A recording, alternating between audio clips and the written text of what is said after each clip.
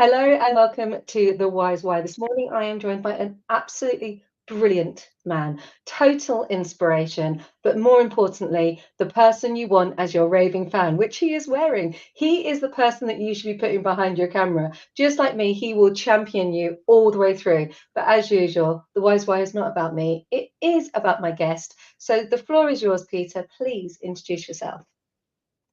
Hey, Kirsty. Thank you so much for having me here. It's hopefully the first of many of these sorts of things that I'm going to be doing. I've kind of built my personal brand to this point, largely on LinkedIn. But to be honest, I really hate video. I don't really like the sound of my own voice. So this is the first time. So I'm honoured to have been asked, and I'm really grateful for the opportunity. So my name's Peter Moles. I feel like I can call myself an entrepreneur again for the first time in a long time. I've been running a business network called Networking In for the last 6 years. I've been business coaching with people for the last 5 years. I just celebrated 5 years in business, which is a bloody great milestone. And then 3 years ago, I launched MasterMind groups. So I run a business called MasterMind 9, and we bring business owners together to help each other solve the challenges of business ownership. So that's me. I should also say that I'm a loving husband, a proud dad, and a supportive friend, and I'm a raving fan of many people. And I love it. And I'm really honored that you've joined me on your first ever podcast. And I just want to touch on that slightly, that going on video is not normal. And we just had a conversation, and I'm just going to bring it in because we had this complete conversation before we came on. I went, yeah, where are you looking on camera? And you were like, well, that feels odd. So for everyone who's watching, this is me now looking at Peter on my screen. And this is me looking at you, the audience. Going on video is not natural, and it's 100% normal to feel uncomfortable, and it's 100% normal to feel nervous. I'm lucky. I spent years doing this, but for everyday business owners, it's challenging. So I want to talk enough about that little bit of a masterclass there. I want to talk quickly about you being that raving fan, and a little bit about what a mastermind is, because there's a lot of people that hear this buzzword, but we don't actually know what it is. So if we'd start with the raving fan, that would be really good. So a raving fan. I read a book very early on in my business coaching career called Raving Fans, and essentially it's a book about customer service and how you turn customers into people who will rave about, shout from the rooftops about how good you are. And I fell in love with Ken Blanchard's style of writing. I love the kind of parable nature of the books that he writes. But essentially a raving fan is just someone who is a highly motivated customer, the highest type of customer, I would say. And I've just adopted it ever since. I think that as Brits, we're pretty quick to jump to complaining about stuff, whether it's the weather or prices or or taxes or whatever it is. And I just think it's really important to show up and be a force for good in the world. So that's what I try and do. And I would highly encourage people to go out and buy Raving Fans. I don't know whether I've got it to hand. I don't think I have. But it's an amazing book on customer service, which is a part of business which is deeply inbuilt in me, in my value system. Customer service is one of the most important bedrocks, in my opinion, of a successful business. So that's to your question on Raving Fans, and that's why I do it. And then mastermind groups, yeah, they're booming. They're booming, which is annoying and great at the same time. Because I've been 3 years on this journey now, and it's fascinating to see peer groups and mastermind groups propping up all over the place. But the reality is, mate, I didn't form the concept of a mastermind. It was coined in the first instance by a guy called Napoleon Hill, who wrote probably one of the most influential books, personal development books, self-help books of all time, a book called Think and Grow Rich. And he, in that book, he spent a long time studying some of the most successful people on the planet, people like Henry Ford and Thomas Edison, Andrew Carnegie, the steel magnate. And he really looked at what all of these people had in common. And one of the things that they all had in common was the fact that they came together with other people to talk about business challenges. And he was the first person to coin the mastermind. Now, the reality is Jesus had a mastermind group. The reality is that King Arthur had a mastermind group.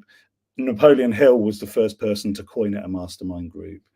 And look, I'm not doing anything groundbreaking. There are some unique attributes to what we're doing. And I would say that Mastermind 9 follows a very pure form of masterminding. But, ultimately, there are people like Tony Robbins, who's been running mastermind groups for a long, long time. There are organizations like Vistage who do an amazing job of running mastermind groups.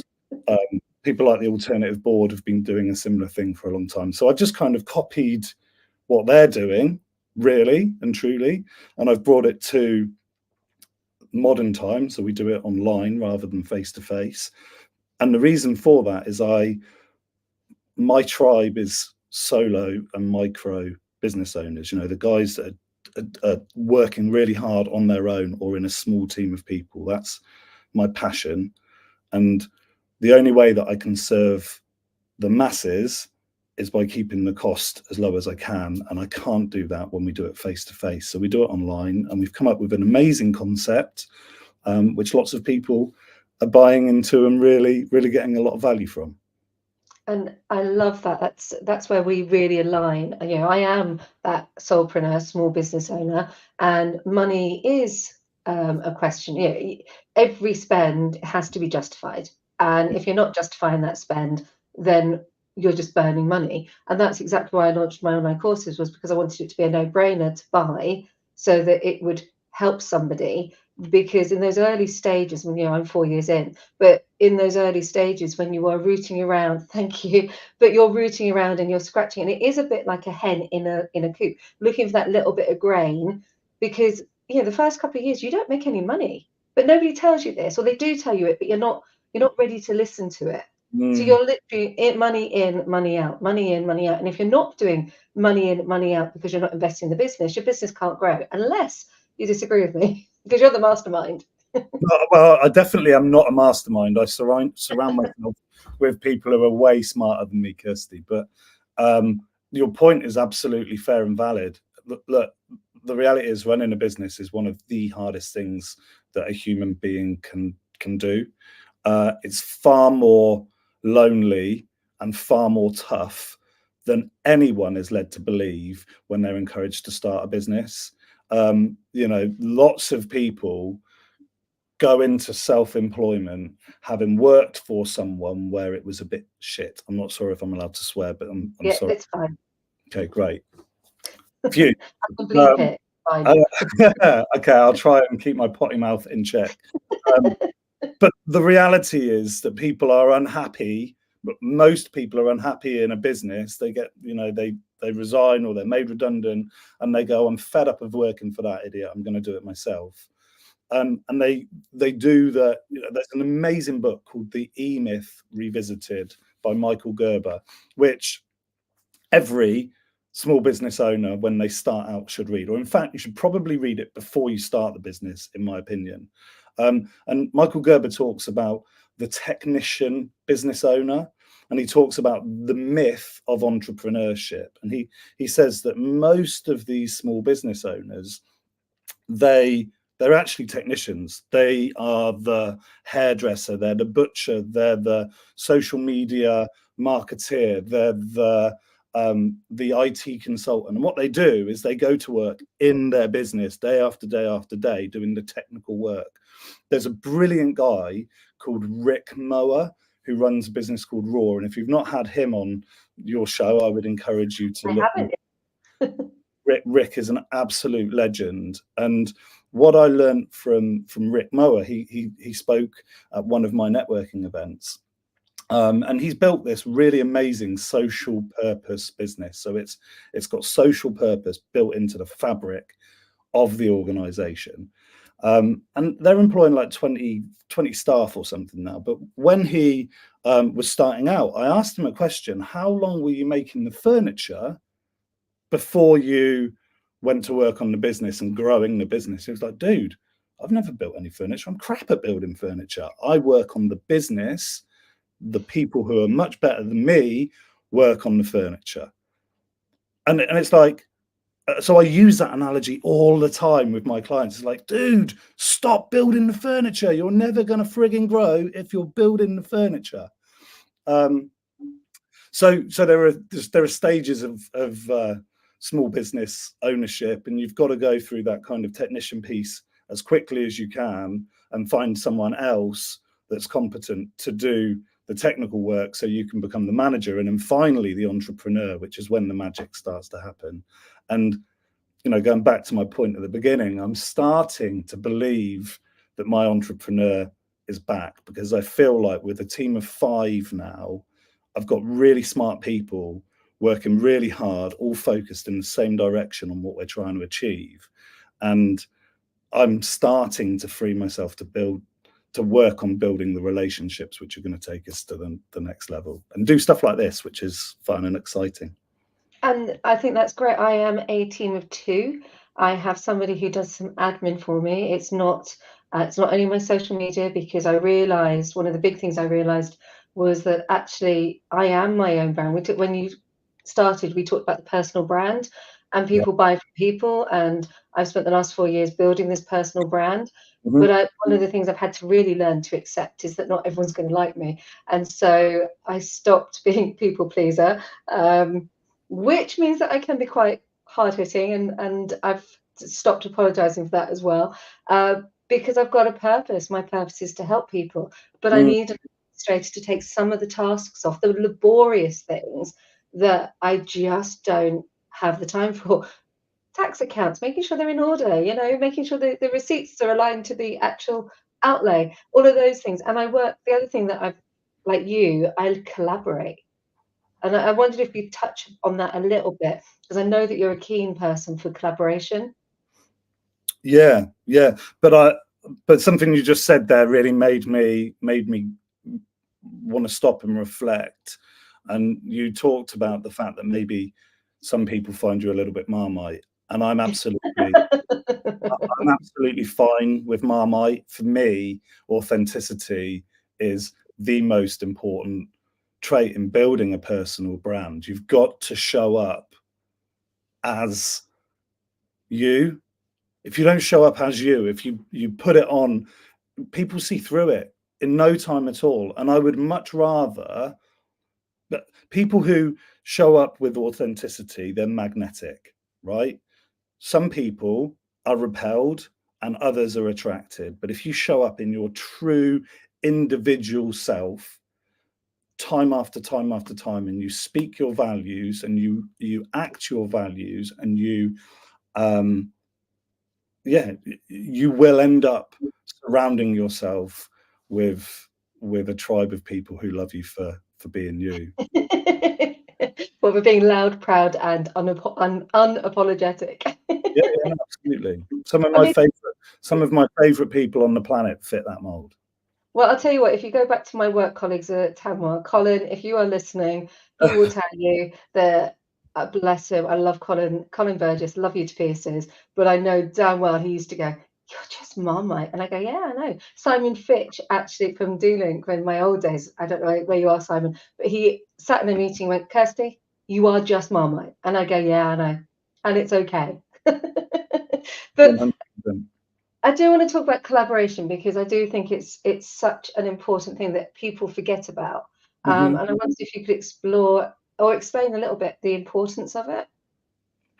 So I'm a big fan of surrounding myself with people who are better than me. Like I look at the most successful entrepreneurs on the planet, and no one ever got there on their own. Ultimately, the Richards, the Jeffs, the Elons, they just happened to be magnetic, to create, have a vision of what they wanted to do, to be magnetic, and to be able to sell that vision to people who bought in to the values and to the vision and to the mission. And they have got where they are by being able to fill their bag with really incredible people who believe what they believe. So from a collaboration perspective, when you're a small business owner starting out on your journey, I think it's absolutely vital. So you've had a wonky, well, Catherine Warrelow describes it as a wonky career. I have stolen that phrase because I just love it. But Yeah. the wonky career, the wonky path. I wondered if you've had along your wonky path some of those aha moments where you went, this was a really good decision, or those aha moments where you went, yeah, I wish I hadn't done that.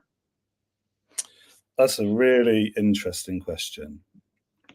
So I definitely have had a wonky career, but it's all been in the same kind of direction. One of the most formative positions I had was actually as working as a waiter at TGI Fridays when I was at uni. That company changed my life because at the time, in the early 2000s, they were a top 50 employer, a Telegraph or Times top 50 employer paying minimum wage. Remarkable how a company can do that. The systemization that you look to in McDonald's, but they were able to charge twice or three times what McDonald's charged for a burger by wrapping customer service, epic customer service into the mix. And at the heart of that business was totally about vision and values. And there were values for all sorts of things, and I learned a lot there. My career has been squiggly because I would tell anyone that would listen when I was 10 years old that I was going to be a millionaire when I grew up. And I always wanted to be a self-made millionaire. Studied entrepreneurship at uni, wrote my dissertation on the characteristics of entrepreneurs. I went deep into a subject that I was always fascinated by. And I started, after TGI's, I went traveling and I started a business in New Zealand called Travel Blag. And I had 8 people working for me. I raised money and I buggered it up ultimately.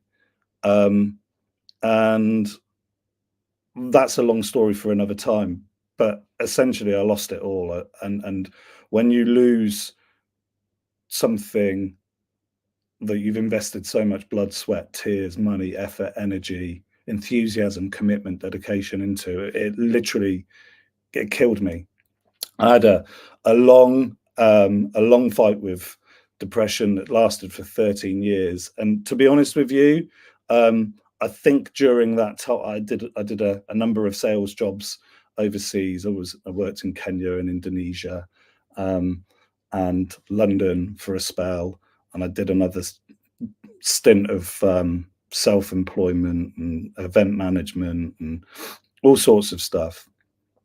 I spent a decent amount of time working in serviced offices and business parks, and I loved being around business owners. Like that was amazing. But I always felt like I was destined for a bit more. And I was rescued by a guy called Rob Pickering, an action coach.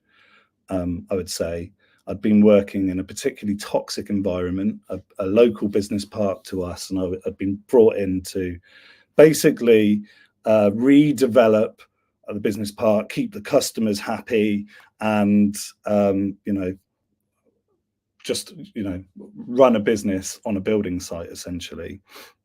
And I was culturally completely misaligned with the owner of that business, and it was a hard process, one that I look back on with sadness and pride, I would say. And ultimately, I left that job when my little boy Max was 6 weeks old. I quit when he was 6 weeks old. You know, you've got to be in a pretty bad place to do that. And I was saved by this guy, Rob Pickering, who had been a former client of mine. And he was an action coach. An action coach, you possibly don't know, but they're the world's largest business coaching firm.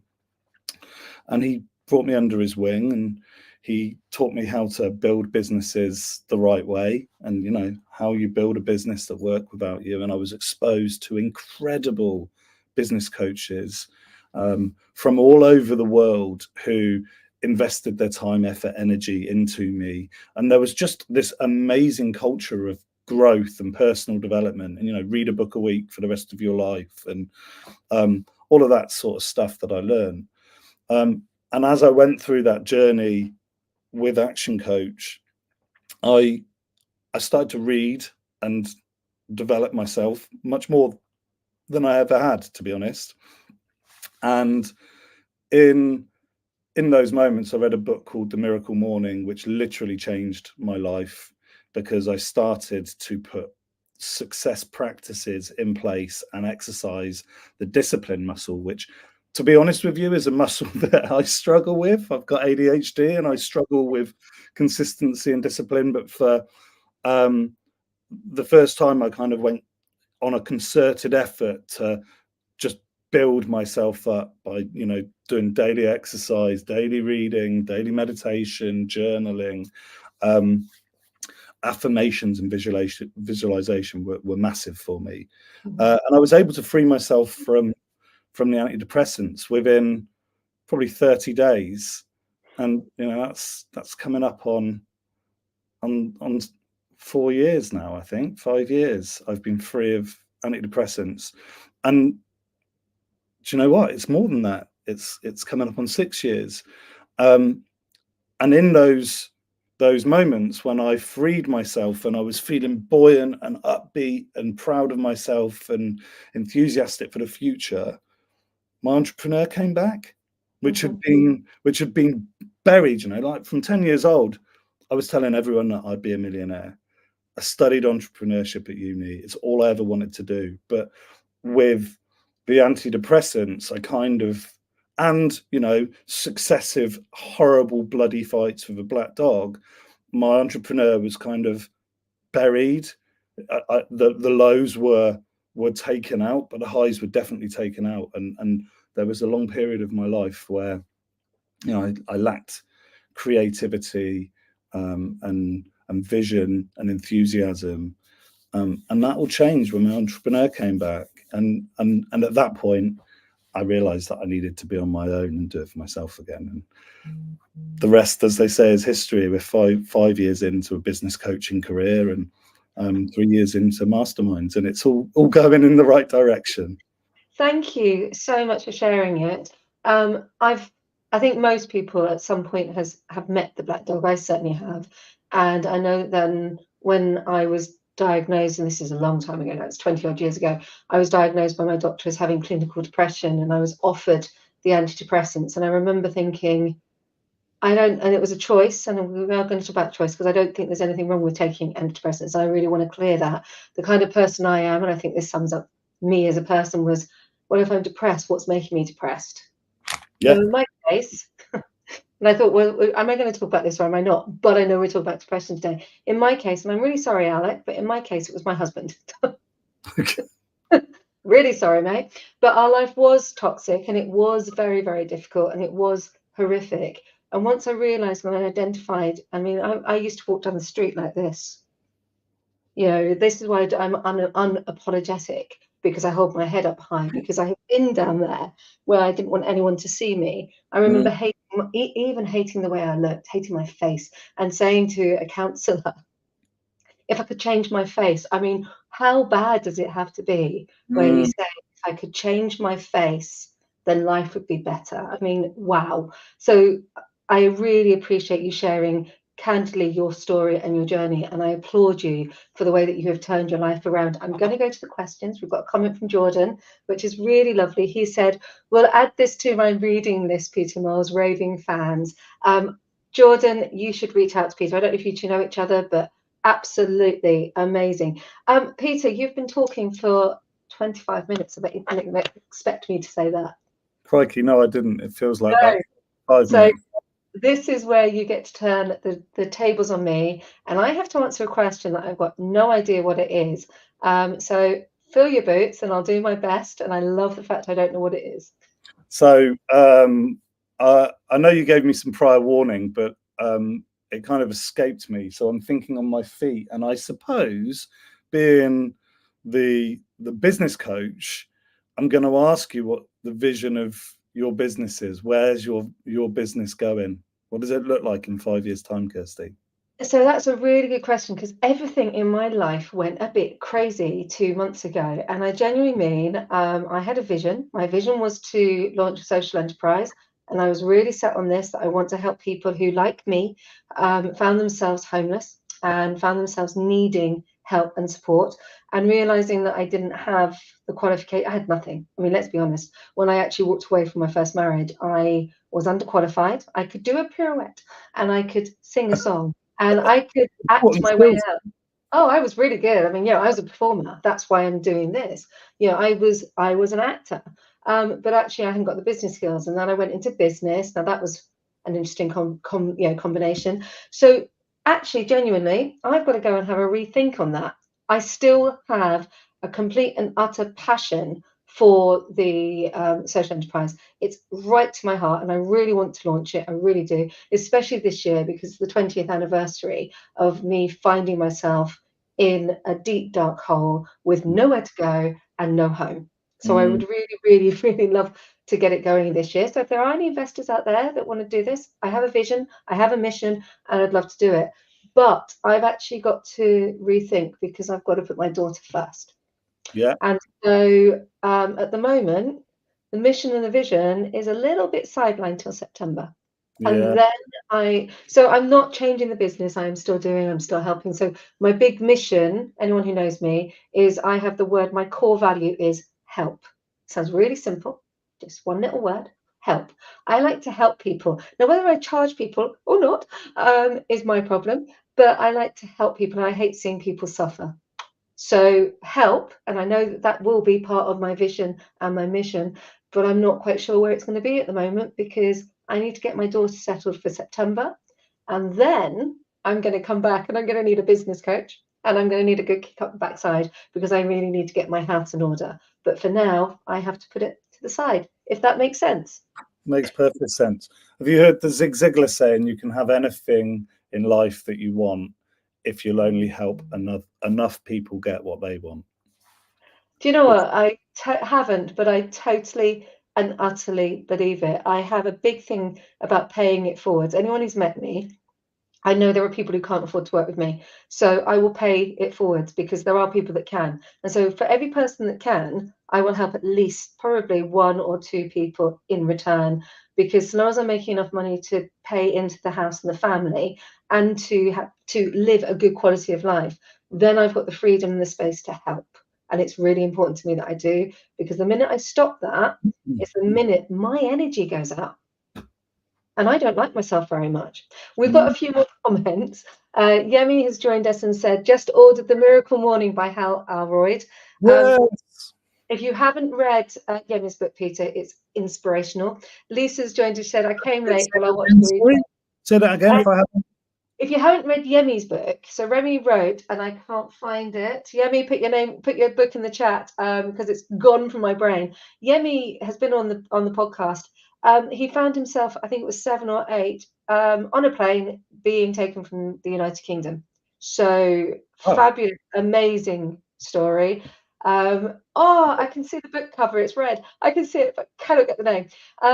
But I'll put that in the chat. What I would love you to do, Peter, is to put a list of books or direct somewhere where there's a link of the books that you really recommend, because there were so many in there that I'm going to get them wrong. Time will tell. Thank you, Yemi.